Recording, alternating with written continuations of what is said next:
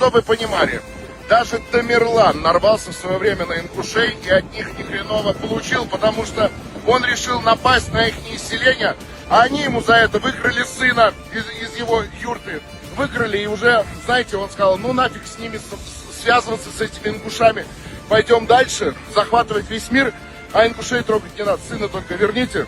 Вот так даже Тамерлан, так сказать, обломал свои зубы об этих замечательных людей. А я сколько раз говорил, добрых людей злить не надо никогда. Не надо добрых людей злить. Ну, чтобы вы знали, вот здесь вот эти, называются, как их называют? Дома, да, это называется, подсказывай мне, я же. Села, Да, села, а там склепы, да. Вы знаете, я не могу без местного кавказского населения вести свой репортаж новости с полей Кавказа. Но в любом случае, спасибо всем.